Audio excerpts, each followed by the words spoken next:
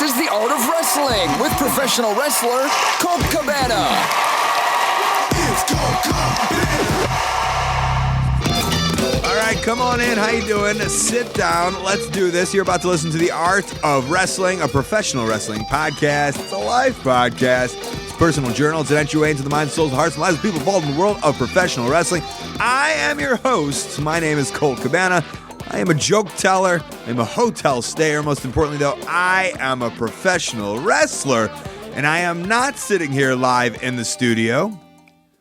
Apartment in Chicago, Illinois. I find myself in a Ramada hotel in Michigan as I am on the road with Mick Foley doing a little bit of comedy. I'll tell you all about that in just a second. Before we go any further, though, this is a fan-supported and listener-supported podcast supported by people just like you. Give it to you free of charge every single Thursday. ColtCabana.com, iTunes, SoundCloud, wherever you get your podcasts from. A couple great ways to support. Rate, review, and subscribe on iTunes. Tell some friends via social media. If you got a couple of bucks in your pocket, ColtMerch.com, DigitalColt.com. T-shirts, buttons, pictures, posters, DVDs, digital downloads, all that fun stuff. Great ways to support. ColtMerch.com, DigitalColt.com. All right, we're up for a good one. Yeah, I'm sitting in a Ramada in between shows here. One show down. When I record this and release this, I'll probably be in the middle of doing the Detroit show in Royal Oak, so that is exciting. Last night, I literally picked up Mick Foley. Some of you guys saw this on my Instagram. Picked him up, and he came out with a garbage bag as his bag. I don't get it. I mean, you know, and I know that he has to have or has made millions of dollars. And I mean, I know he's got 8 kids. He's got a daughter who's trying to get into wrestling, which that can be expensive, but a garbage bag, man. Like, I know for a fact Pro Wrestling Tees or 1 Hour Tees would give him a bag that he could have, but he really stays true to his roots, and he's a garbage bag, man. Duke the Dumpster Josie would be so proud. I'm so proud. These shows are so much fun. I did one in Rosemont. I did it in Grand Rapids, and I have like a little section of people who come out. I got a big section of people who have no fucking clue who I am, but I think it's cool. It's like making one listener at a time. It's like back to the wrestling days when I started in those armories. One fan at a time. That's what I'm doing with Mick Foley. I do have some new shirts up, by the way, over at ProWrestlingTees.com/Colt Cabana. Robbie Fox, who is always making stuff, has always wanted to make shirts for me. I had an idea to do a Sausage King of Chicago parody, so he made that. It's the podcast King of Chicago. And then there's an over-the-top style t-shirt made by the guys at CheapPopShop.com on Twitter and Instagram, Cheap Pop Shop also. They reached out to me. I saw their designs. They are so cool. Go check out their t-shirts. And they made a parody of me as the poster of Over the Top, and it's special looking. Real cool. Those guys are super talented. I'm excited about those. What I am excited about also is my friend Evan Bourne, now wrestling again as Matt Sydal, to be on the show. And this is a special one. It's a fun one. It's a storytelling one. If you remember, Cliff Compton came on the show, told us all about his bachelor party good times. Well, this, not so much in the same vein, but Evan tells us, or Matt tells us a story that helped him become a new man. And I want to put a couple disclaimers down for those of you listening, with children, maybe, and I didn't even say this for the Cliff episode, but those of you listening for children with children may want to listen first and then decide whether you're, 14 and under can listen to this. And if you're 14 and under and you're listening and you don't have a parent with you, get ready for a fun ride. Different ride, interesting ride. I do want to say this. We talked about some different hallucinogens and some different stuff, and where he participated in it, completely legal. So what he's talking about is completely legal stuff. It's all fine. But there is talk of some kind of, I don't want to say drug use, but there's talk of different kind of stuff. So if you're prepared for that, if you're into that, you're going to really dig this episode. A very different side of Matt that probably a lot of people don't know. Maybe you listened to the first one. If you haven't listened to the first one that he did over 4 years ago, again, you'll learn a lot about the wrestlers that you know that maybe you don't know the backstories to. I myself am not really into drugs. I don't want to sound like a prude. It was never my thing. I never got into it, never smoked marijuana, and never smoked a cigarette. Like, I don't want to be that person who's super braggy about it, but I'm just saying I don't know the context of what some people get into. I always hear when people are like, I tried it in my mid-20s and I got into it in my mid-30s. So like there's still time maybe for me to experiment with my life. But I think I'm okay. I think I'm okay right now. But I do not judge. Do whatever you want to do. I don't care. But just know, not that I can't relate, but some things, I don't know. I can't say yay or nay because it's experiences that I've never experienced. So maybe you should feel the same way too while listening to this.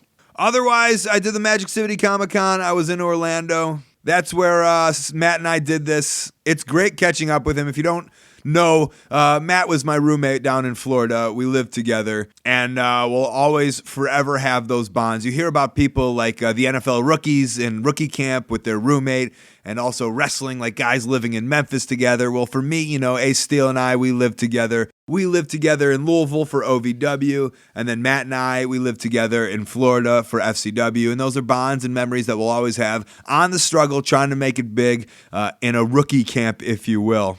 But for me, I'm sick of being judged while in here talking very loud in a Ramada. So I'm going to get out of here, let you do your thing, listen to some songs, and take a wild ride with my friend, Matt Sydal. Song of the week this week is brought to you by Harry's. I have a beard. A lot of you guys have seen it, appreciated it. I got to keep it in check. How am I doing it with razor blades? And I'm sick. I'm telling you what, I'm sick of going to Walgreens and opening up my wallet. Next thing you know, $40 are gone. Why do that when you can do it online? These razor blades, they are great. But I think the key is that it's a fraction of the price of the drugstore brands. People are ordering everything online. Harry's has now figured out how to do razors online.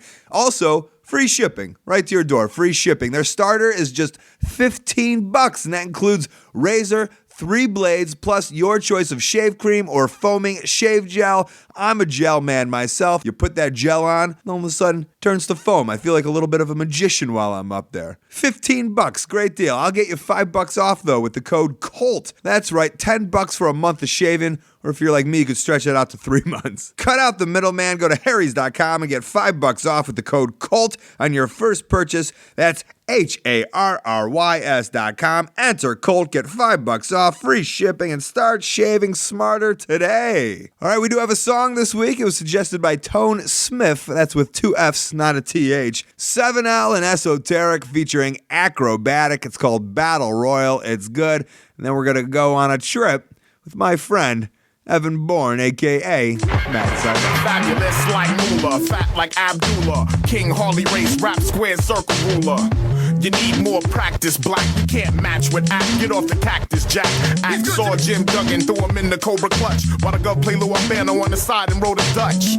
And now I'm playing Black Act Mulligan. Esoteric turns on Eric with the claw to your skull again. Peep the story of rap's ultimate warrior. Your title's getting took in. Do you smell what act is cooking? Every week I give you stable fakes, cause your whole crew's fake like sables. You're like AB and Adonis with your feminine touch. I'm like Hogan in the midst of an adrenaline rush. You don't know? We small package ducks like a promo. Drop jewels like Chief J going solo. Girls staying fresh up in the ring, rockin' polo. Ravishing like a Rick Rude press photo. Esoteric known to rip microphones and put a hole up in your back like SD Jones, the Battle Royal. Slam the child on the hard concrete. Esoteric, classic, carry on epic. Acrobatic was put here to reign. Promotional consideration paid for by the following. Hey guys, Bomba Socks. They're athletic leisure socks, re-engineered to look better, feel better, and perform better. One can only assume that if this was the mid-'80s, Bomba Socks would be the official sock of the Killer Bees, but it's not. It's 2015, and they're the official sock of the art of wrestling.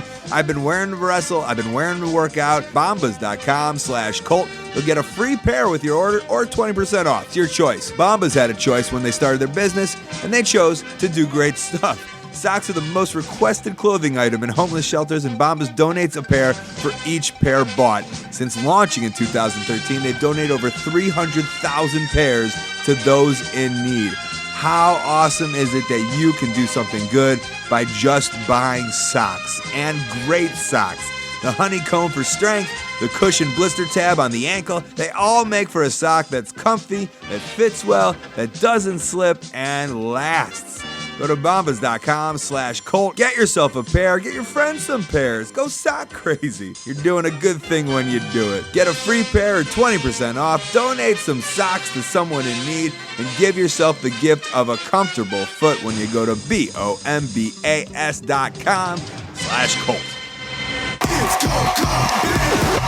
Do you remember when Kane could only talk like through that voice box thing? Yes.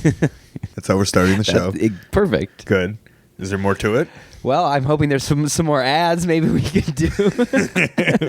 In your perfect world, which one would this be sponsored by? This would be sponsored by somebody who's paying me, not you. Oh, well. But we'll just go with 1 Hour Tees because we love 1 Hour Tees and pro wrestling tees. You were, the second you got fired, I said, listen, just get on this right away. But it took you like a month and a half. Yeah, I had nothing prepared. I was totally... But I was like, he'll get you shirts, get it on right away. And you're like, meh. But what does that even mean? Just get shirts. Like, yeah, you had old Matt Sydal shirts from back in the day. Not really. There was one of you deal. doing a thing that I think Punk still might even wear. I think he has that one. Man, I like all that stuff, all those graphics. I mean, they're on some disc, in some storage case somewhere. Like, I had no idea where anything was. No access to it. No access to any old information. And I don't know any people who do graphics. I'm not good at that stuff. So I had when I got new tights designed. Anyway, the bottom line is that I'm good at basically only the wrestling aspect of wrestling. Had I diversified my portfolio, perhaps I would have been more successful from the get-go. Are you? Did you think that like right when you got signed and maybe even when you get called up, where you're like, oh well, I'll never have to think about anything. I can let MattSydal.com go. I can let all this go. It's Evan Bourne forever. No, I never really thought about the difference between those two, and I always knew that Evan Bourne was never mine. In name, for name's sake, I felt like that was me while performing, but in terms of like the T-shirts and that kind of stuff, I loved working with the WWE guys, the graphic artists, and the WWE merch guys. It was fun. Like I had a resource. That what was awesome about WWE is when I had like, if you wanted a graphic or needed a thing, there was somebody there who was great at it. When I cracked my iPhone screen, their tech guy could fix it for me. I mean, they always had amazing people backstage, like the lighting people, the sound people, the tech guys. I mean, they can do a cracked screen? It was basically not even a problem for me. Get out of here. Did you watch the process and then learn it? I watched him do it, but I mean, it takes a little bit of time. But what is it? There's no way I could do it. We're talking about a guy who basically built a house with his own bare hands, like cut wood and made it in his house. Like these are the kind of people who work backstage and you don't think about it. Why? Because that broadcast never goes off air. We always have Wi-Fi backstage. All those things always work the entire time, and they're just like, people just kind of just assume these are just givens. Well, no, it's because WWE pays a really smart dude. It's got to be the right amount of money to travel to these places, to do this. I mean, to set up the network and the scale of the backstage, like technical soundboard. I don't even know how to explain it because I'm a simple wrestler. Because you only know one aspect. But I know to have some reverence for that, because that's setting the stage for us to do our work in. And if these people don't show up, then we're screwed, because there's no way I'm going to rig that lighting so that it looks good on TV. I think somebody can. Who would do it? Who's the first? Okay, what person in that locker room would go, I could probably do that? I mean, I'd climb up there. It's pretty high. Like, you know what I mean? Like, it's like that scary. I know you climb, but there's one guy, like, in my mind, Shad Gaspard's be like, I could probably find the technical. I could get the Wi-Fi working. You know what? I mean, I believe if you put me in Kevin Dunn's truck that I'd be able to get the hang of it in no time, and like that would be a cool aspect of wrestling to see it from the truck all the time. I could figure I'd push a couple buttons. Okay. I've seen the slow motion stick. It's like literally they'll cut to the slow motion, and they can actually use this lever to control the speed of it. So they'll do it real slow as I jump up and hit like half the shooting star press, and then they just physically by hand ramp this lever up, and then I speed up, boom, crash landing, and they cut like But that's just done like it is literally done on the spot instantaneously by a guy in a truck, and like again. I kind of think I can do it, but I wouldn't go on live TV and try it, you know. We'll send you down to NXT for it. I'll let you learn really that way. Brush up on my tech skills. I'll let you before I learn go in. that way. I could learn everything at NXT. You really could. Man. Okay, there's a lot of stuff we need to get into. So it's hard because I've done 2 live podcasts with you that won't see the light of day, trying not to touch on the stuff that I think is really awesome that we need to do in this one, Cool. which is your new life journey and life passions, right? Which is important that we get into. Yeah, I'd love to. Yeah, but we have to touch upon not stuff that I learned because the last time we did it, and yours is the first listed on iTunes. We do talk about your fandom, but I mean yesterday I learned that you and your brothers wrote a letter to D'Lo Brown asking him to come to your house. You know that's going on. Oh yeah. And I don't think you're ashamed of it. No, absolutely not. Not only that. We invited I don't think you're ashamed of anything, really. No, absolutely not. I mean, even all my mistakes, all my craziness, it's great. I'm happy with it. Yeah. It's wonderful. Life's journey? Yeah. That's the best part. Like I don't want to say no regrets. Are there regrets? Oh my God, tons. Oh, okay. But it'd be silly. That'd be silly to not have regrets because I have hindsight. I'm fortunate enough to have that. And I guess regrets and embarrassment aren't the same. Yeah, I mean, I've done a ton of stupid stuff, but it's great because I'm still standing, and I'm not gonna back down. On one good foot, but yeah, ain't that the truth, Colt? Thank you. Yeah, I'm still hobbling though. I'm still hanging in there. It's like I'm sliding in. I went on a date with this girl, right? And first date, she's one of the hottest girls I've ever been on a date with. I'm like, yes, this is wonderful. We sit down, we're eating dinner, and she says to me, I want to look good in my casket. And to me, that was one of the grossest things a human could ever say. Caring about how you look when you get in that casket. So for me, I don't mind getting banged up through life, getting scarred up, scratched up. Getting dirty is a part of life, and I think it makes life a lot more interesting. So the fact that I've rolled around in the dirt a little bit and taking a couple showers and jumped back in there, that's in caskets. You rode around in dirt in caskets. Yeah, I actually used to ride caskets down a hill, like sledding style. Maybe that's what she was talking about. Yeah. Did you get into it? No, I didn't talk to her too much after that. I mean, it was really such a vain and insecure thing to say. We're all gonna get old, and gross looking. Yeah, of course. You gotta relish in the in that, you know what I mean. You can't be looking to the past and being like, oh man, I wish I was still good looking like I was 50 years ago, because it's today. So you got to make the most of that. So you not only did you invite D'Lo Brown to dinner. Oh, D'Lo Brown was invited to my younger brother's bar mitzvah. Okay. Got the official wedding style invitation to the bar mitzvah. Or bar mitzvah style. No response, no show. Yeah, D'Lo didn't even RSVP on that. Mm-hmm. Couldn't even put no. How rude. And after all, before One Raw, they were at the Walmart buying supplies by my house. So how could he not want to come to the bar mitzvah? So rude. What's your thought? Why was it just D'Lo? Because you were down with the Brown? Yeah, we just had a particular affinity for D'Lo Brown. D'Lo was my youngest brother's favorite wrestler. So by default, because of how much Dan loved him, we loved him. And the chest protector stuff, this European championship to us was a huge deal. The feud with X-Pac, this is when we were head over heels with wrestling, in the family. And D'Lo Brown was our guy. I won tickets. So we didn't exactly have a ton of money to go to wrestling shows, but there were always ways to get free tickets to these shows. Calling in radio shows, radio stations. There was this wrestling radio show called The Stranglehold, hosted by a guy named Brian Stoll, and he's one of the guys that got us into wrestling, not on the other side, but we realized that there was more to it because he was talking about it. It was real interesting. And this was on terrestrial radio? Yeah, it was on the local AM station. Yeah, it was really neat, and it was a big deal. This is in 2000. Let's call it 97, 98 maybe. 96, I don't really know. I'm really bad with dates. 90s. But so to go to a show one time, there was a sign contest, and if you won the sign competition, you got free tickets to go to the Raw event. And we made a sign with it was D'Lo Brown, and his head was at top, and we put a screw through the middle of it, so his head was on a swivel, and it shook it like that, before he did his leg drop. And you had the ability to shake it around? With a hand in the back. Right. It was a back thing, and so my creative ingenuity ended up winning us tickets to see Raw. Was that your idea? Yeah. Wait, how did you? what was the sign contest? So you had to bring the sign to the station? There was a thing at Union Station, which is downtown St. Louis, like a gathering ground, and WWE had a ring set up. It was a whole promotional like lead into the event. And we showed up there because we heard about that. And we're like, well, we can get free tickets to this. And you got to step in the ring with the sign contest, which was the coolest thing ever. Yeah. Like, there was no greater playground toy in my playground dream than a wrestling ring. Because that would be what I always wanted to play around on. You know, Raven was watching you. I was watching Raven watch your match the other night.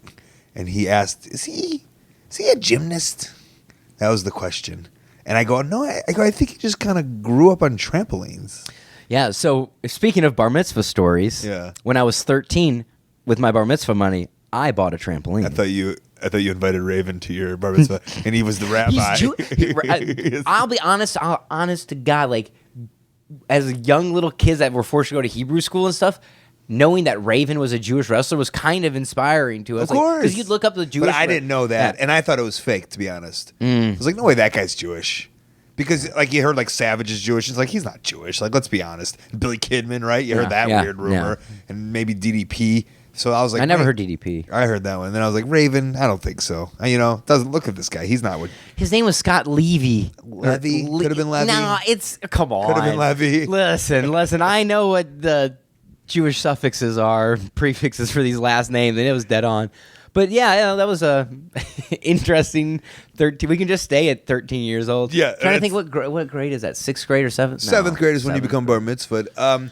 But, you know, I think it's the guys. So I think M-Dog is the only one with like a real, and maybe Morrison, you tell me, I forget, with like a real proper gymnast background of these guys who are now, let's say, we'll talk about like the high flyers, the guys who kind of like helped reinvent flying in at least this generation. You, Neville, Jack Evans, right? Is there other ones I'm missing? Morrison. It's like Jack wasn't classically trained in any kind of formal gymnastics.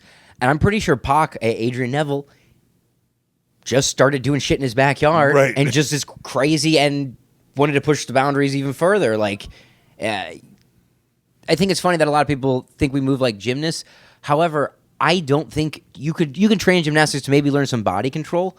But for me, it was more a repetition of having your body in the air and learning that control on the trampoline, because you're always going to come crash landing. And in gymnastics, if you crash land, it's not really never that bad. And it's like I don't think it directly applies to pro wrestling. You get on a top rope, it's the angles of this corner are angled out sideways, and you're standing on these ropes and your feet. So in gymnastics, you want to do everything square. You want your feet in the right position. With wrestling, there's no set positions. It's all a different ring every week. The ropes are different. And if you practice doing a shooting star press 1,000 times at a gymnastics setting, it's 1,000 times different than doing it in a wrestling ring. But you're doing gymnastics-ish things. Yeah. These flyers, right? Yeah. I mean, what do you even like? Do you ever do the comparison to like Cirque du Soleil kind of stuff? Man, Cirque du Soleil sets the bar way too high. Please don't compare us to that. Sorry. They are so perfect because they do the same routine every night. They can do some of the most amazing body contortions and catches and landings. I mean, they'll backflip onto each other's shoulders standing. I mean, it's just out of control. And their background is like classically trained gymnasts, no? Yeah. I just think it's so weird that I'll chop the shit out of them. Bring me some Cirque du Soleil. I'll give them just right-handed chops. I think it's so nuts that just like the top flyers in the world, and I even wonder, those Dragon Gate guys. It's just about going to wrestling and just fucking around with it in wrestling, huh? Or trampolining and doing it and banging out those reps. What's that? The 10,000 hour rule, man. Like, because when I went to Dragon Gate, Maslow. No, that's Maslow's hierarchy of needs. Sorry. It was the guy at the comedy show mentioned it. It went over everybody's head, including ours. No, clearly. I know. I've heard it a million times. Yeah. Chris Hardwick will say it a million times on his show. I get it. Okay. So. The 10 reps. I say that in training. I said, listen, a baseball player doesn't hit home runs by just going up there once and his first time. He's done batting practice 1,000 times, and you have to do a clothesline 1,000 times before you get it. Like, it's just natural to hit. Yeah, and then do it 10,000 times, and you're going to get actually good at it.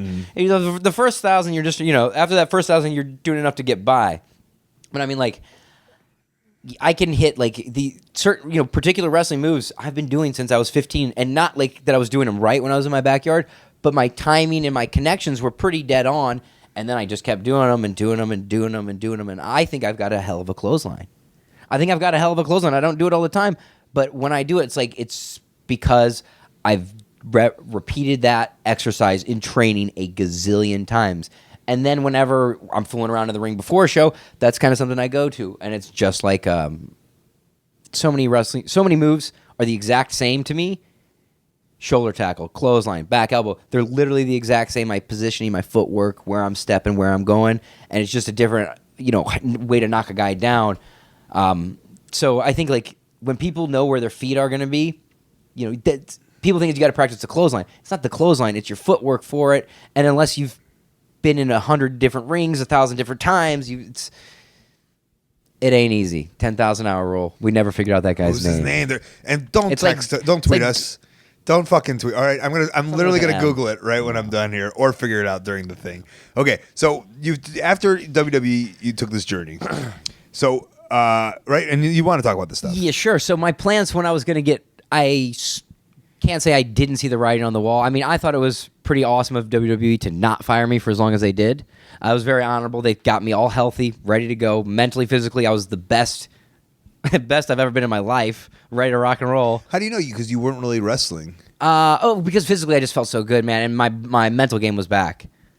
Like, getting a break from wrestling, getting that, time off, literally pulling myself completely away from it, and then getting readjusted, figuring out how to live life like a normal human being, go to the grocery store, sleep in my same bed 5 days a week. It was unreal. And of course I still travel a little bit while I was hurt. I took a couple trips that I didn't tell anyone about to Guam, Korea. I went a few places but so I was able to say I was really happy, and I was just feeling the vibes, and I liked the guys that there were a lot of matchups that I was looking forward to. So I was looking forward to it anyway.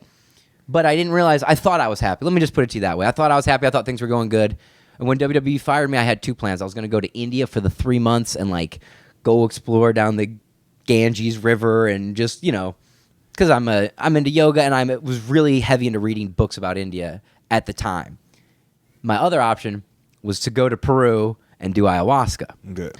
Which, if people don't know, ayahuasca is a Peruvian plant medicine psychedelic brew that can be administered by a shaman or some kind of jungle doctor, and you drink it, and I'll get into it more. I'm sure by now you've Googled it, and if you haven't, you can at least tell us about that 10,000 hours guy. Yeah. So, but you've always been a bit of a free spirit, right? A hippie-ish, hippie motives. Is the family hippie dippy? Yeah, I wouldn't say my family's hippie dippy. My parents are teachers, public educators, pretty down the line. But I think my mom was a hippie when she was growing up. They're pretty, in terms of liberal thinking, they're pretty liberal minded. But very. You and all of your brothers are all kind of free spirit is the word to say. I don't know if there's any other thing that you. Yeah. Well, describe so it. when we were raised, it was like this. Our parents never put a marker on us that said, "You're the baseball player. You're the smart one. You're the this." They were never don't act like that. That's how Mike behaves. Matt acts like this. They never told us who we are, what we're supposed to do. So we kind of got a chance to flounder around to different things. If I had wanted to dye my hair blue, my parents would have said, fine, go. They wouldn't have cared because they just didn't care about those. And let's be honest, the reason why you would have done that. Because they would have said no. No, because you were a huge Chicks. fan of Blue Meanie. Oh. Our podcast earlier that didn't get released. Oh, yes, but... Right, okay. Yeah, I know what you're saying. But no, I wasn't into the BWO, man. Oh, no. I like Tajiri and Super Crazy. Oh, sorry. Now, if I ever put green mist in my mouth, they would have known why. Okay, that's what I was getting at. But so that is very true. We were just kind of non-conventional in a lot of ways. Just my parents never said, I don't know. We had an ability to not have society's square put on us. It was sort of figure it out for yourselves, but be smart about it. And my mom's policy, she was letting me, I was driving to wrestling shows at 16, driving to ECW shows, started training at 17 years old in the gym, just getting beat up. And all she said was just don't get hurt. And I managed until I got to WWE to stay injury free. But you probably should have gotten hurt. Sure. But you didn't know. I mean, I saw some of the stuff you did as a youngster in wrestling. You probably should have gotten hurt. Yeah, and you can't see the brain damage that I took, and that is probably the most significant thing. I would get powerbombed twice and then dropped on my head twice a weekend. You know, these Mom didn't see it because you're driving by yourself. Yeah, so and nobody at that time, people didn't understand what that was doing to our skulls. Ah, come on, dude. I had no idea. You didn't think? Well, I couldn't think after that. Yeah. But correct. I had no idea because I thought it was padded. I thought it was fine. And I never got concussed or anything too bad. But I took a lot of repeated non-concussive blows to the brain that were not good. However, I learned two important things. One, I learned how to fucking take my licks. Because I grew up in a household where, Dad wasn't whooping on us. There was my brothers and I, we roll around, but we never were swinging on each other. So I walked in there and got beat up by 40-year-old men for a couple years. These dudes just took advantage of me and just beat the tar out of me. So I learned how to take a lick, and I also learned how to defense. And then eventually I learned how to fight back. It just took a little bit longer, but then you just realize, oh shit, I got my chance now. And so I learned wrestling came slowly and quickly for me. So at the same time, my first day of training at this place called GCW. I'm 17 years old, pay $125, roll in there. Roll around. I can't hit the ropes. I can't do anything. And then they're like, all right, time for everybody to line up. We're doing the, tag match, 4 guys on the outside, 2 on, 4 on each side, 2 in the ring. So it's like 5 on 5. I get in there, whip a guy off. First day, whip a guy off the ropes called Japanese arm drag. Just say it to him as I'm whipping him off, Japanese arm drag. He comes off the ropes, wham, Japanese arm drag with a backflip, lock on the arm bar, step over. Because I had been wrestling in my backyard and I'd been crazy. So I couldn't do certain things. But man, in terms of moves and going hold for hold, I had been doing this. So I got the guy and I started going to town and be like, whoa. First day of training. And you're calling spot, but I was onto it. Yeah. And really, if you want to become a wrestler and you can't kind of figure it out on your own, you probably don't belong. I always say, if you can't do a schoolboy, on your first day, I'm going to have to make sure you pay 6 months up front before I start training you.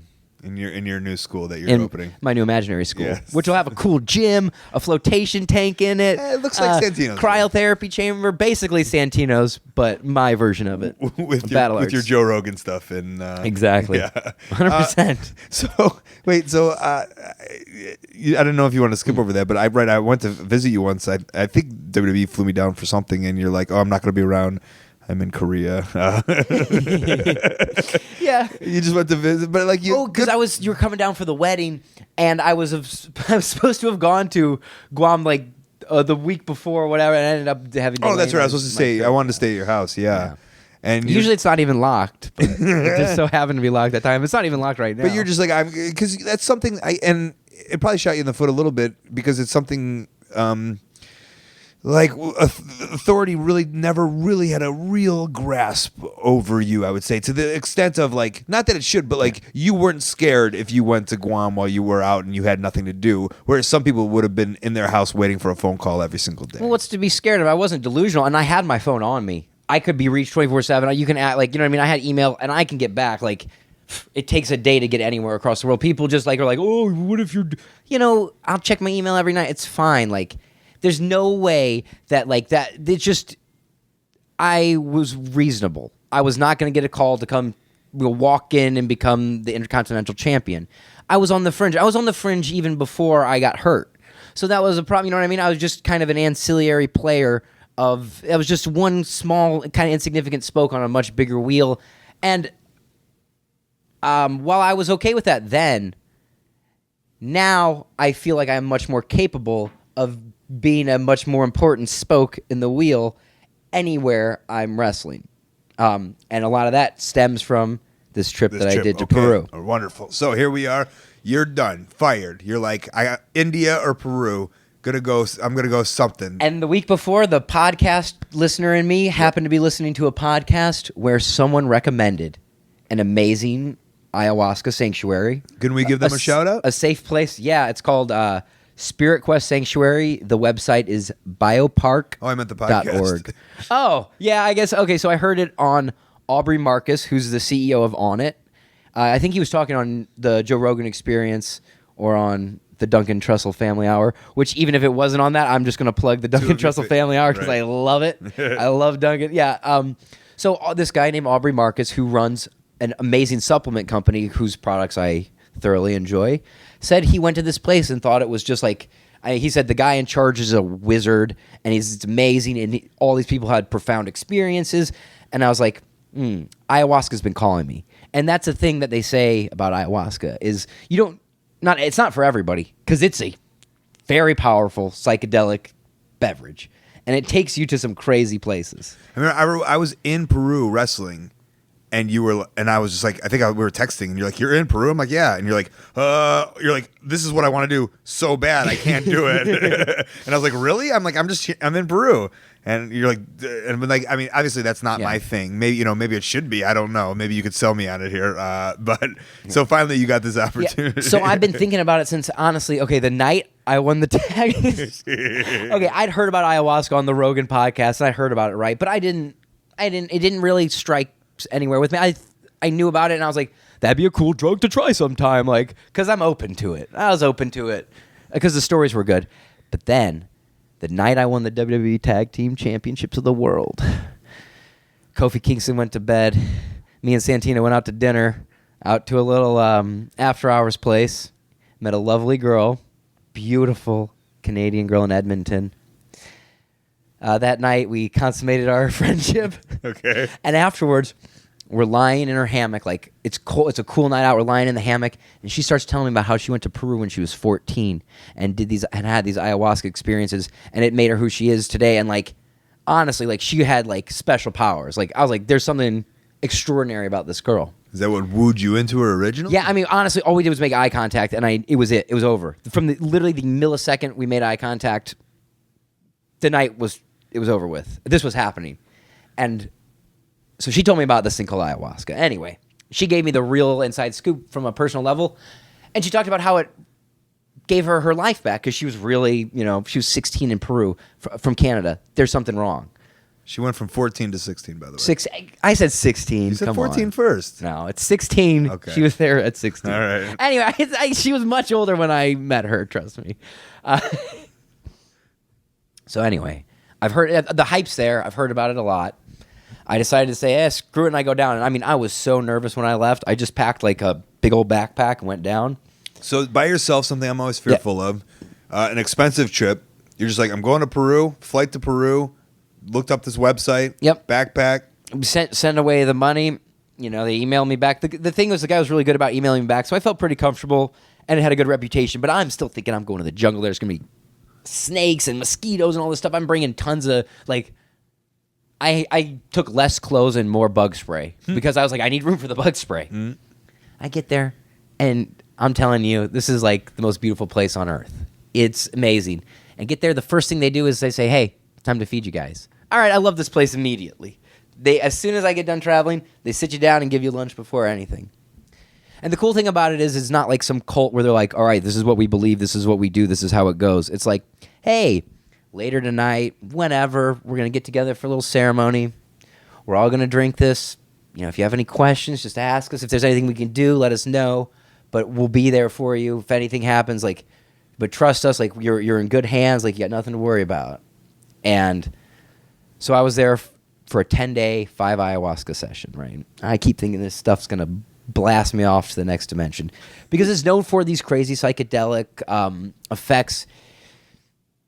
I'm sure you've Googled it by now, and there's stories on it. So the first night, nothing really happens. I kind of throw up. That's about it.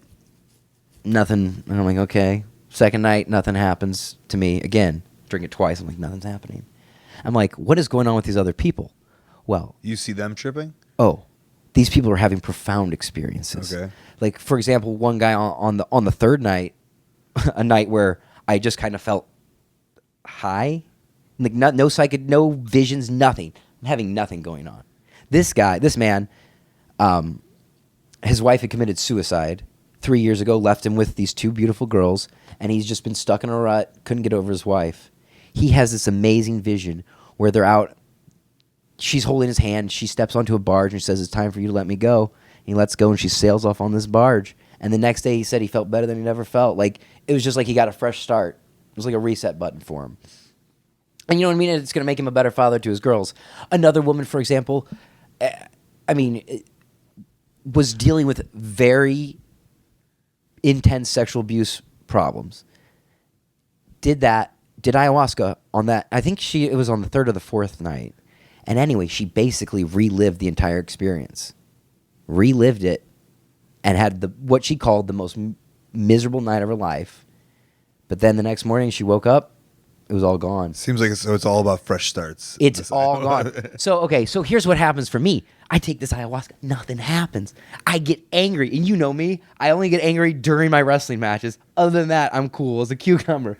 But so I start getting all this pent up frustration and aggression, and it just keeps building in me. And I keep thinking I'm gonna have this damn profound experience. And where the hell is it? Is it coming yet?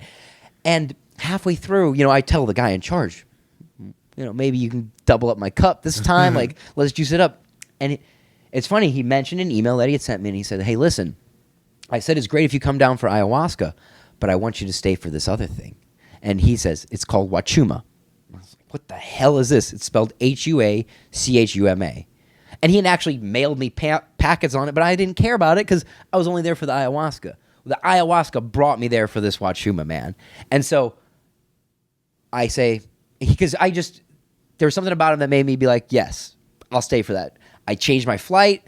I mean, it's going to cost me double the pay now to stay for another 10 days, change my flight. That was not cheap. American Airlines international change fees, $300. Give me a fucking break, plus the flight. Anyway, but I was there and I was close. But the ayahuasca never did anything. Ayahuasca never did anything to me. Interesting.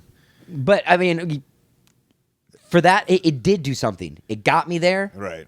And it got me thinking, and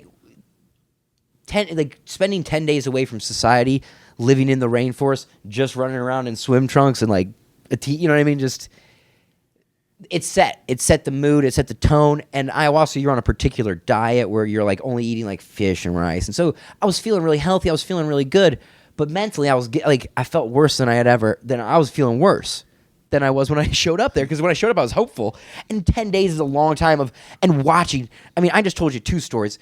Out of the 20 people there, 10 had prolific stories, 5 felt better, and then the other 5 was people like me who kind of had weird experiences. Mm-hmm. They say stay for the Huachuma. Change my ticket, I stay for it. Well, you have to, not that you were in a depression or anything, but was part of I'm fired, I need a refresh and everything, or the WWE, does it have anything to do with it? No, I was already depressed years before, years and years before, and of course I'm always happy when I'm around, but I just had the symptomatic depression symptoms of never wanting to wake up, not wanting to go out and do things, only doing things if you really had to do them, kind of antisocial behavior. Just, I just was going through not the greatest time, and I didn't know how to handle it. And actually being injured was one of those times where I actually got to slow down and start evaluating myself and doing some introspective thinking, and that thinking led me to be like, hey, I want to do this thinking on steroids, which is what everybody says happens when you're on ayahuasca. Is it's like a personal revelation, and you're actually able to pull up access files that you don't want to, and you consciously will never ever bring up and deal with. So it helps people deal with shit they don't want to. So I'm thinking, all right, I'm gonna go down there, I'm gonna cry it out, I'm gonna come back. So no crying, nothing, man. I'm telling you, I was feeling so just everything inside me was just getting knotted up, just balled up, right? We take the day, the Huachuma. So ayahuasca ends, half the people leave, another group of people come in, because you don't have to stay and do both. I mean, who has 3 weeks to go to the Amazon? So you can do one or the other. So everybody gets there, it's a new group, staying, and I'm like, no, this is all right. I go to bed that night, and I wake up the next morning, and I was already feeling good. That next morning, that was a morning I woke up and I got out of bed. That never happens. And still now, I still struggle with it. I'm not going to lie and be like, oh, I just nip up out of bed. Mm-hmm. That's something I still deal with on the reg. However, this morning I got up and just felt good. You drink this Huachuma. So Huachuma is a cactus-based, it's like a peyote type drug. The main ingredient would be called mescaline. So it's the Amazonian, it's a pre-Incan. So these things that I'm doing in Peru, like ayahuasca, is an ancient ritual. Like the cup I drank out of was a 2,500-year-old cup. So the same thing with the Huachuma. The ceremonial things they use are up to 3,500 years old. These predate Incan civilizations. These are ancient technologies because back then people didn't have technology, but they had these things. And if you ever take them, you will realize that it is a brain technology because you access a different alignment of your thinking. Like your brain just tunes to a different station, and this is a way different station. So anyway, Huachuma, we're there. We drink it that first day. I'm telling you, this was the greatest day of my life, man. Just to take you kind of through a little bit of the experience, you drink it at like 12:30, noon, 1-ish, whatever. It tastes like a brown syrupy, like it looks like brown syrupy Coca-Cola. It just tastes like terrible plant and dirt and you glug it down. Stomach hurts. For any listeners who've ever experimented with mushrooms, it's similar to that, like nausea for 30 minutes. Then we go down and get on a boat in the Amazon River. He tells you to bring your headphones. You put in the music. You start cruising down up the Amazon River, okay? We're cruising up the Amazon River, and the music's starting to sound real good. Like, Huachuma moves in different... It's like there's different movements to it. So first, like, the music sounds good. You get off the boat, and you're like, whoa, this is awesome. You're like... Feel like almost like a stoner kind of high. And then the mushroom giggles kick in. And everything is the funniest thing you've ever said. You look at your friend down the way, and he's just standing there, and you're like, oh, that guy, you know. You're just filled with love and happiness, and just everything's hilarious. Like, you can't stop laughing. That lasted for, an hour or two. And at this point, we are on the banks of this beach that only exists when the Amazon River is at its low point. Because it's kind of in the middle of the river. So when the river gets low, you can actually... go to this beach and kind of chill out in the water, and it's the purest white sand. I mean, it's unbelievable. It feels so good. And then the scenery's literally amazing. You're on the banks of the Amazon River. There's not like people or huts or anything really to ruin your view. The next movement that sets in is like the awe and wonder of the universe, and at the same time, this like it felt like. You know how when you're driving in your car and you're nailing a million bugs because you're driving down Alligator Alley and you got all these ladybugs on your car in Florida is what we have, and you hit the sauce, and the sauce, you give it a little juice, the fluid, the water, the windshield wiper fluid hits the windshield, and the wipers just go, and all of a sudden you were looking fine, you could see just fine before, but now you see with an improved clarity, like you can see a lot more pixels. And that's what happens. I see the sky like how artists paint clouds and stuff. I was like, that's what they see when they paint it. Because I have never seen it before. Because I've become so used to seeing clouds, skies, sunsets, that you're desensitized to it. This took all that and just made it, those sensors just became raw again, and you're just seeing it for the first time. You're touching your skin, you're feeling it for the first time. Like, it's this real novel sensation of everything's new. It's a childlike wonder with the world. And you said supernatural power. That's your supernatural power? No.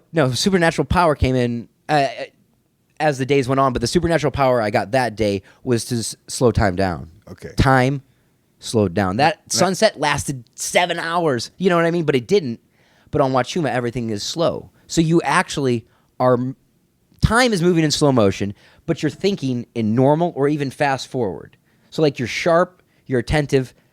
Like we could have a normal conversation, but then if I sat back and like meditated or looked up at the sky, like you could just rush into this deep, like it was kind of, you weren't like hallucinating, but it was just a totally new sensation that I had never experienced. And is that only on the Huachuma? Yeah, this is just this Huachuma. Because I thought you said when you came back you could like do it now. Yeah, no. I mean, I experienced it on the Huachuma. However, yeah, I didn't keep most of these superpowers, yes. You did keep most of them. Yeah, time moves extremely slow for me. Like, absolutely. Time moves very slow. I mean, I honestly feel like things move in slow motion and I can move in fast forward. Honest to God, like, I feel like I can see when guys throw boots or guys throw punches at me, I can see it coming more clear. For example, when I was in Peru, this is my empirical evidence. All I can tell you is this. The whole first week, this fucking bat that I nicknamed Vladimir is flying around. It flew into my room. It horrified me on the first night. It zipped in and then went right out the door, and I kicked the door shut. I was like, oh my God, this bat. I'm in the Amazon. I'm terrified. And then the next day, like at dinner, the bat's flying around, and you just see it's just shooting across. It's the ceremonial huts that we hang out in. They're called malokas, so I might use the silly term maloka, but basically it's a very tall hut with a high ceiling, kind of like a yurt. A yurt, yes. Basically, it's Yertle the Turtle. And so anyway, you see this bat zipping around. After I did Huachuma, I saw the bat flap its wings and move. I saw it move in between where it was changing directions. So my brain before was like, oh, well, I don't care where it is in between. It only matters when it changes directions because that's the only important information. You know what I mean? So my brain wouldn't process it. Who cares where the wings are? We don't need that. Let's, you use the least amount of effort to when you're like your body's like being efficient, let's say. However, after Huachuma, I saw that thing move, man. It moved in slow motion. I could see its wings. I could see it going around.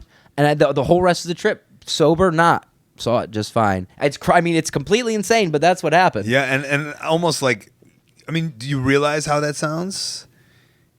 And are you worried about how you come off? Because it would be a lie to say anything else. Yeah. Because all I can say is like, not that no one told me I was going to get superpowers when I went down there. He wasn't like staying. You're going to experience life in a whole new way. You're going to see things as if like you're going to appreciate things like the first time ever. Like I would have never believed any of that, especially like this weird stuff like the clearing of the senses. It was commonly referred to as a claringen to help you clarify your thoughts and your things. And so I got another caveat to go to this ayahuasca stuff. A lot of MMA fighters have been doing this because it's popular on Rogan. A lot of MMA fighters have been going down to Peru and coming back not fighters anymore. For example, Kyle Kingsbury went down to Peru a bunch of times, came back, got smashed in a UFC fight, literally just got owned for 3 rounds, had the heart to not quit. Like, everything was there, but his heart wasn't in fighting anymore. It makes people see things a little bit differently. And so this is a concern of mine, or actually like something I wanted. I went down there with the full option of never wrestling again, never touching a ring, never being related to the business, just stepping away. Because I said, who knows what this stuff's going to do or tell me to do, or I might come back. Like, I was already a crazy hippie, and I was like, it might send me off the next level, like the deep end. Like, I might never leave the jungle. However, when I finished doing ayahuasca and Huachuma, my love, passion, and drive for wrestling were amplified, like intensified by a crazy amount. The amount of wrestling I've watched since coming back from Peru was more than I did the entire time I was in WWE. I mean, not including live events, right? But television. So, just like whatever you can get your hands on, or just the wrestling I used to love, man. I saw it again like I used to love it, like because being in the business, you're backstage. The screen's pulled back. You see the man behind the machine. You get it, like. It wears thin, but doing that, it almost like made me like see wrestling the way I just like could see it and love it and appreciate it and enjoy it. And then what that did was do the same thing it did when I was 16 or 13, writing letters to D'Lo Brown. Right. It made me want to watch wrestling and do it in my backyard. And then all of a sudden, like I was, imaginary wrestling people in my apartment and calling my neighbor over, hey, Mark, I need you to come over. I got to try this roll up. Like it just started happening. And not by any, I don't want to say it's a decision of mine, but it's like what was what I decided for myself somehow there. Like it was like instead of it would have been half-assing. It would have been an easy crutch. Sorry about that. Yeah. But it would have been an easy crutch for you to go, well, this is this. Goodbye wrestling because. I think I was hoping, man. I was hoping because I'm scared, man. It's scary being out on your own and wrestling. And I was some fringe guy in WWE. Sure, I did all right and I have some maintenance, but like. I didn't believe in myself, man. And I came back from Peru really, truly believing in myself and my capabilities as a wrestler. And I feel like it gave me the opportunity to conquer my fears, like the courage to just step up to them. Like how I told you I stepped up to that tall girl. Just simple things like I got, like, what did the Cowardly Lion, in the thing, he went to Oz. Spinach? I think he got spinach. Yes. No. But he got courage, man. I'm telling you what, courage is a hell of a weapon. Courage and willpower, and you know about that. Like, those are two very strong and powerful weapons. And if utilized right, someone with potential can actually access their potential through doing things that they're scared of and doing things that are exercises in willpower, and that's a nice way to say that. What was the lack of confidence or mentality in WWE? I never believed in myself from the start. That can't be right. I swear to God. Because if you put on a good front, because you were like, I'm going, because I remember the first time, and we probably talked about it last time, you're like, I'm going to St. Louis, Ty Bailey put me on these shows, I'm on the road now. You basically put yourself on the road. And I did, and it was great. However, I didn't have a game plan after that. What happened is I self-categorized myself as a guy who wasn't going to go further than he did.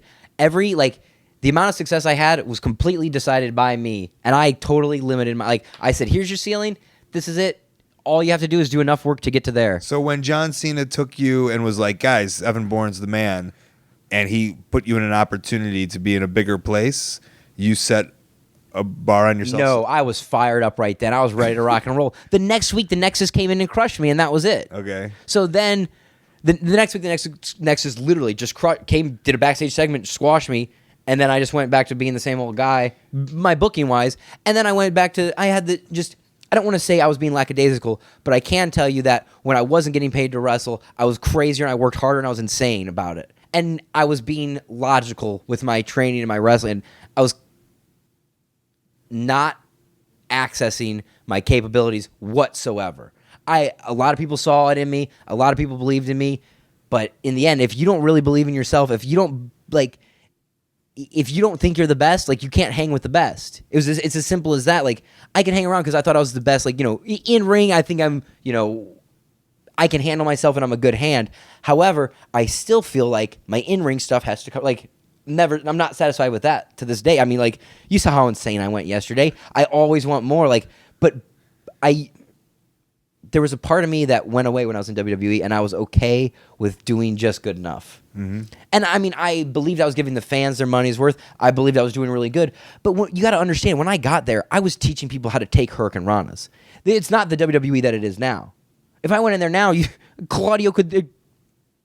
Cesaro could toss me in the air like a pizza. I could do a 360, give him a head scissors. It'll be unreal. Yeah. However, I think I kind of weaseled my way in a little early, and I might have been also a little young, but I'm really satisfied that I was able to learn these lessons, get in there with for me, the coolest part was the agents. And everybody's like, who wants a producer telling you what to do in your match? And I said, if these guys have good ideas, please give it to me. To have access to Jamie Noble being do this one instead of that one, or do it this way. Or guys just coming up to you with their ideas, because every wrestler still wants to wrestle. They want to see it through you. And right? Yes. And that was one of my prouder moments when I got to do stuff for Dean Malenko and Jamie, and man, I was really proud of that stuff. But in the end, I just wasn't present when I was in WWE, man. I was so beat down and wore out, and I just didn't understand it's a gigantic proposition when you move into WWE, and you really got to be ready. And that's why they're working these guys so hard in NXT, because they're like, listen, this is going to be insane, so we need to get you ready for it. Do you think it was because you weren't ready, or what the machine did to you, or because you just hadn't done this stuff and cleared your brain? No, it's 100% me, man. People are like, oh, they didn't give you opportunities. I had tons of opportunities, and if I had been better, they would have recognized it. But I got my due. I really feel hell, I would have fired me 2 years ago. Yeah. And the fact that they held on, because they're guys, and there are people there that still believe in me, just like there's people at Ring of Honor that believed in me the whole time that have been waiting for me to get fired so they can book me. And that's what I started to realize when I was in Peru. And not only that, other revelations I had was it's really insane, the amount of love that you get from fans. And in WWE, it's super intense because there's so many, and you almost have to block that out. And you almost have to tune out. People do, but it's not almost. A lot of people do. But you tune out admiration and these kind of things. And what was happening was I wasn't also I don't know. I wasn't giving the love back. I always had good interactions with fans, but man, it just, I found out one of the crazy things that just shot into my brain while I was blasted walking through the rainforest on Huachuma, going to a stream called the Stream of Enlightenment. I just had this thought that was man, all the love you give away to the fans, you get back more. So it was the more I can give to people, the more I'm getting back, and not realizing how many people on planet Earth just loved me and I made them happy for one moment of their life. Like, I need to own that, take credit for it. Because I also had this, I consider myself a humble guy. However, I was using humility to hide my fear of being good. Like, it's easy to be humble, but it's dishonest if you want to be better than that. If you're acting humble, but you really want to be number one, and you're sitting there saying, "Oh, I'm in the top 10, which that's me. I'm top 10, sure." That was a good impression. Sure, of I'm in the top 10. Somebody pay me to wrestle, please. But that's the difference between that and that clear voice. The guy like a Punk who always said from the day I met him, "I'm going to main event WrestleMania." When he said, "I'm going to go wrestle I'm going to go fight in UFC," he just went and did it. I'm always like, I'll try to be this, I literally, figuratively, and basically removed try. I'm just doing things or I'm not doing them. Like, it drives me crazy for these New Year's resolutions. We're going to start then. Don't start, just start now. If you don't do it now, you're not going to do it then. Because when you get to then, that'll be now and you're going to make the same decision. And it drives me mad. And that's one of the things I'm trying to do is, like, when I want a change in my life, just to do it, like, without, like, man, if I need to change my underwear right now, I would stop this podcast and change it. I would not hesitate 1 second. Well, and then to drive it home, what's the wrestling change? So what's the wrestling? I mean, just that you're just back at it? Like, man, harder? do I feel good about wrestling? It just feels great. I am quenching this thirst for life through wrestling, and I'm getting a chance to wrestle with guys I really want to wrestle for. I'm trying to impress people that I didn't, it's just, I have so much more I want to do, and I didn't realize there was more I wanted to do in the business, but there's a ton, and people say, "What are you going to do when you're done wrestling?" I said, I don't care, because I'll be capable of doing something then, but I would, if it was up to me, I'm wrestling until I'm backstage behind the scenes in wrestling, being a contributing person, someone who can help people not make the same stupid mistakes that I made, not flush their careers down the toilet like I did. I mean, if I can keep one guy from having to get his career plunged out of a toilet, it would make me happy. And I see these guys that were the young guys coming up that I've always been a fan of, that I've been friends with, and I see them coming up, and I see them not making my mistakes. And I mean, I don't want to take too much credit, but I think they were kind of like, oh, if you just play, like, if you do this the right way, you can be really successful at it. They give guys chances. I came in, it was still Wild West. Then everything got super corporatized, and I just kind of missed the gap. I never got in, like, the bead of the weld there. Like, I was just kind of never solidified in the team. I was always usable, and I was on every show, and I always did my job well, but I never did more than I rarely did more than I was asked for, or more than everybody had high hopes for my matches. So if I did a good job, it was just a job. So I should have done, I needed more. And the thing was, I didn't realize that I was capable of it until now. Gotcha. Now I can look back and realize, oh man, you wasted all these opportunities and stuff. But instead of being like, oh, boo-hoo, woe is me, I wasted these opportunities, I'm screwed. It's just like, well, guess what? You have opportunities every single time you go out and wrestle. So just do it now and you'll feel good. And that's what I do. I don't kick myself for the multitude of mistakes. Instead, I just try and do kick-ass shit right now and try and be awesome. Yeah, and just yeah. And like make new mistakes that are great. Like, I mean, who knows what I'm gonna do next? I love it. People are gonna be able to see you make these mistakes all over the world. I'm gonna let it out. It's on my Instagram at Matt Sydal, Sydal. I'm plugging my stuff. I don't want this to be over yet, but I just throwing in plugs. Go. Well, I mean, this is what we're doing. We're plugging. Yeah. You got a t-shirt store, Pro Wrestling Tees / Matt Sydal. And I got it right. I mean, like, literally, I got fired. I had a T-shirt up there. And thank you, all you fans, for ordering my stuff. And really, I mean, most of those funds trickle upward to the owners of Pro Wrestling Tees, so they don't really support the boys. A lot of people don't know this. Wait, this is an expose. What are you doing? Wait, this interview is over. I won't allow it. Clearly, I'm being facetious. Thank you very much. It's important that the rest of no, they know it. I just set up. The wrestlers get paid. The Young Bucks are now millionaires, so it's fine. Jesus, they are the greatest. Oh man, legends of the ring. Yeah. Okay. And then anything else we need to know about? Yeah. So check out my Instagram and my Twitter. Check me out on Ring of Honor TV. I'm trying to do some good stuff there. I will be available locally in your hometown somewhere sometime soon. Check my schedule. Watching me wrestle live is the best way to do it. I recommend that Live highly. wrestling is the best. Live wrestling is the greatest thing that's ever existed.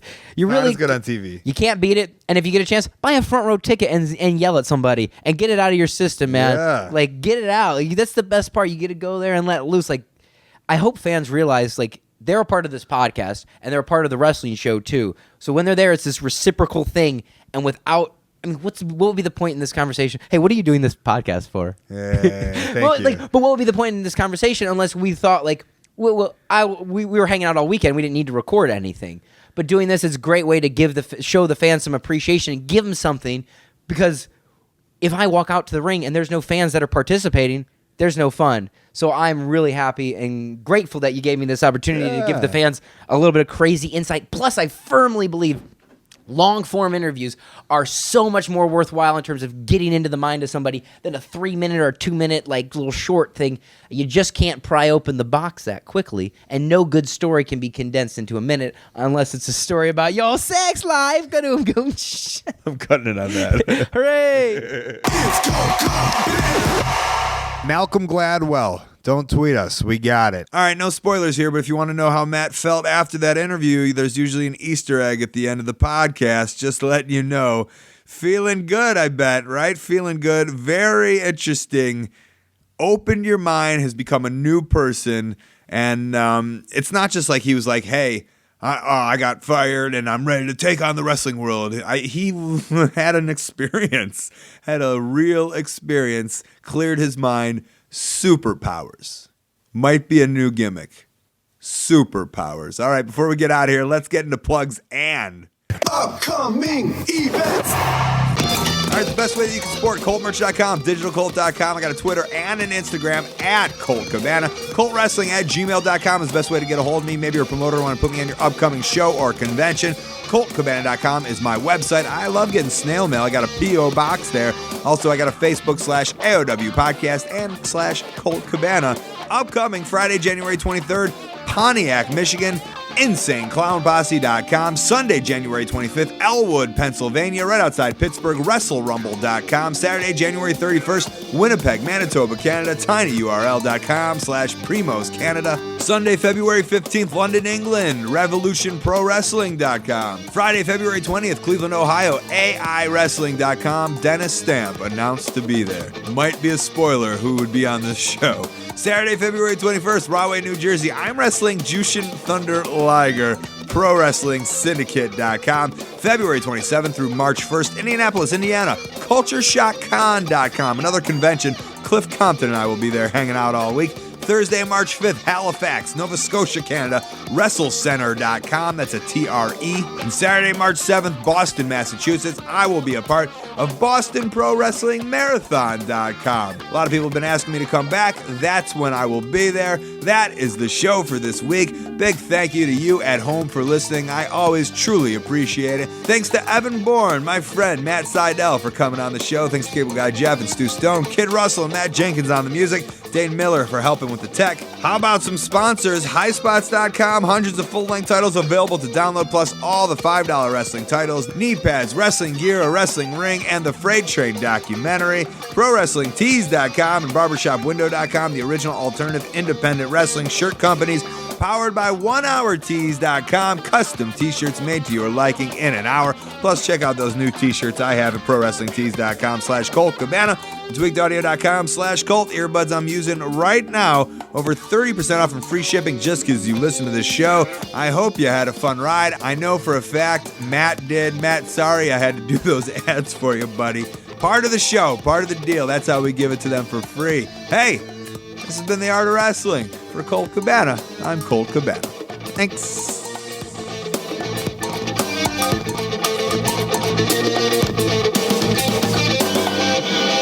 Dude, what I didn't mention while we're doing this podcast is my entire body changed throughout it. I basically, through talking about my Huachuma experience, got high again on Huachuma. My body feels different. My mind feels different. I'm super happy. I'm high right now just from talking to you. That's how awesome of a podcaster you are. I give you a high. Yeah, you make me. I'm a drug. You are a drug dealer, and I want some more. I'm selling this. We give it for free. I should start charging by the Here's ounce. what you do. By the ounce. Now start making this shit $3.99 and see what happens. not that 99 cent. $3.99, and don't get rid of the sponsors. Perfect.